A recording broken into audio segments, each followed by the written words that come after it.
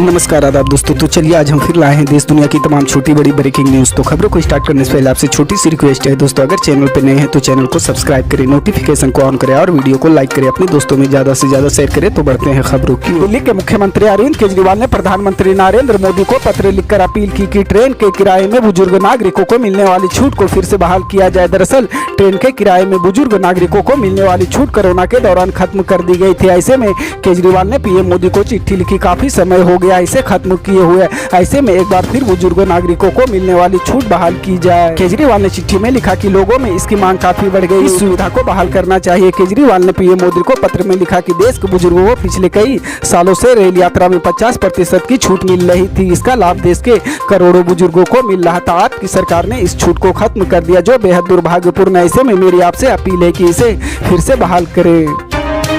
प्रधानमंत्री नरेंद्र मोदी एक बार फिर दुनिया के सबसे लोकप्रिय नेता के तौर पर उभरे। इस कार्यक्रम में उन्होंने अमेरिकी राष्ट्रपति जो बाइडेन व ब्रिटेन के प्रधानमंत्री ऋषि सुनक जैसे बड़े नामों को पीछे छोड़ दिया। Global decision intelligence for morning consult द्वारा जारी सर्वे में पीएम मोदी को 76% अप्रूवल रेटिंग मिली है। ऑस्ट्रेलिया के प्रधानमंत्री एंथनी अल्बनेज़ ने 55%, स्विट्जरलैंड के राष्ट्र प्रमुख एलेन बर्सेट ने 53%, ब्राजील राष्ट्रपति लुलू डी सिल्वा ने 39, बेल्जियम के अलेक्जेंडर डुक्रोक ने 39, कनाडा के जस्टिन ट्रूडो ने 39 और स्पेन के पेड्रो साnchez ने 38% अप्रूवल रेटिंग हासिल की है। ताजा अप्रूवल रेटिंग इसी साल 22 से 28 मार्च के बीच जुटाए गए आंकड़ों पर आधारित है। मॉर्निंग कंसल्ट दावा किया है कि वह हर रोज वैश्विक स्तर पर 20,000 इंटरव्यू लेती है। बता दें कि मॉर्निंग कंसल्ट के पीछे सर्वे में पीएम मोदी को 78% अप्रूवल रेटिंग के साथ शीर्ष पर थे।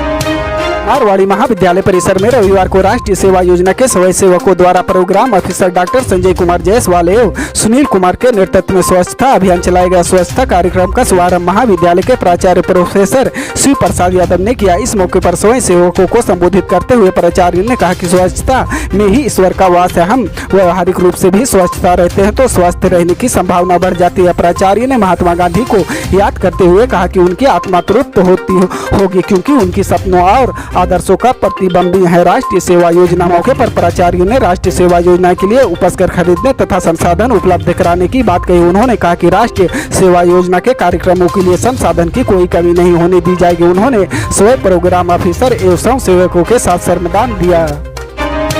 निचली अदालत के फैसले को कांग्रेस नेता राहुल गांधी ने सूरत की सेशन कोर्ट में चुनौती दी है। सोमवार को राहुल गांधी को सूरत कोर्ट ने जमानत दे दी है। अब 13 अप्रैल को अगली सुनवाई होगी। राहुल गांधी की अगली सुनवाई में मौजूद रहना जरूरी नहीं है। सूरत की अदालत ने राहुल गांधी के खिलाफ मानहानि मामले में प्रतिवादियों से 10 अप्रैल तक जवाब दाखिल करने को कहा है। राहुल गांधी भी सुनवाई के लिए सूरत पहुंचे थे। राहुल गांधी के साथ उनकी बहन और कांग्रेस महासचिव प्रियंका गांधी वाड्रा भी सूरत पहुंची। साथ ही कांग्रेस शासित 3 राज्यों के मुख्यमंत्री और पार्टी के अन्य वरिष्ठ नेता भी गुजरात पहुंचे। सूरत में मुख्य न्यायाधीश मजिस्ट्रेट एच वर्मा की कोर्ट ने मोदी सरनेम को लेकर राहुल गांधी की ओर से की गई टिप्पणी के संबंध में दायर आपराधिक मानहानि मुकदमे में उन्हें 23 मार्च को दोषी करार देते हुए 2 साल के कारावास की सजा सुनाई थी।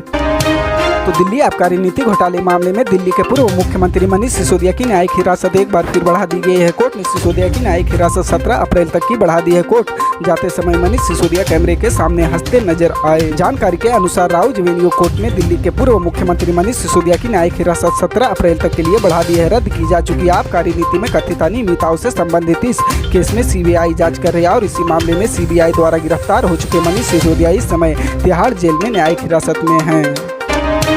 पश्चिम बंगाल में रामनवमी के अवसर पर हुई हिंसा का तनाव अभी तक राज्य में महसूस किया जा रहा। हावड़ा और हुगली में स्थित अभी भी चिंताजनक बनी हुई है। समुदायों के बीच में तनाव देखने को मिला। इस हिंसा के लिए बीजेपी मुख्यमंत्री ममता बनर्जी और टीएमसी को जिम्मेदार बता रही, तो दूसरी तरफ राज्य सरकार की तरफ से बीजेपी पर कई तरह के आरोप लगाए जा रहे। इस बीच मुख्यमंत्री ममता बनर्जी ने बीजेपी पर निशाना साधा। उनकी तरफ से राज्य में तैनात की गई सेंट्रल फोर्स पर भी गंभीर आरोप लगा दिया गया। सीएम ममता बनर्जी ने कहा कि यहाँ सेंट्रल फोर्स आई 5 स्टार होटल में ठहरी, दंगा भड़काया, फिर भाजपा वालों के साथ मीटिंग किया और फिर वापस लौट गई। मैं आपके लिए सब करूंगी, लेकिन आपसे अनुरोध है कि पंचायत चुनाव और 2024 के चुनाव में आप दंगा करने वाली पार्टी के भाजपा का समर्थन न करें।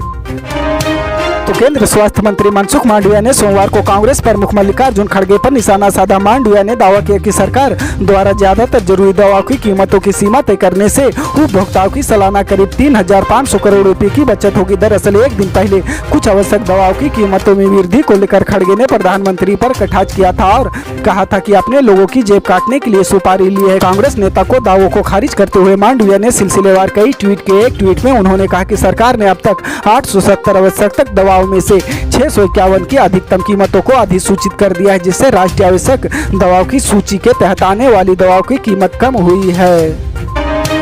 केंद्रीय अन्वेषण ब्यूरो के डायमंड जुबली समारोह में प्रधानमंत्री नरेंद्र मोदी ने सोमवार को कहा कि सीबीआई ने आम नागरिक को उम्मीद और ताकत दी है। सीबीआई जांच की मांग को लेकर लोग विरोध प्रदर्शन करते हैं क्योंकि सीबीआई न्याय के लिए एक ब्रांड के रूप में उभरी है। उन्होंने कहा कि सीबीआई जैसे पेशेवर और कुशल संस्थाओं के बिना भारत आगे नहीं बढ़ सकता। पीएम मोदी ने कहा कि बैंक धोखाधड़ी से लेकर वन्य जीवन संबंधी धोखाधड़ी तक सीबीआई का कार्य क्षेत्र कई गुना बढ़ गया है, लेकिन सीबीआई की मुख्य जिम्मेदारी देश को भ्रष्टाचार मुक्त बनाना है। 10 साल पहले ज्यादा से ज्यादा भ्रष्टाचार करने की होड़ लगी थी। उस दौरान बड़े बड़े घोटाले हुए, लेकिन आरोपी डरे नहीं क्योंकि सिस्टम उनके साथ खड़ा था। 2014 के बाद हमने भ्रष्टाचार काले धन के खिलाफ मिशन मोड में काम किया। पल पल की अपडेट जानने के लिए जुड़े रहे आप न्यूज के साथ। मिलते हैं अगली बड़ी खबर में।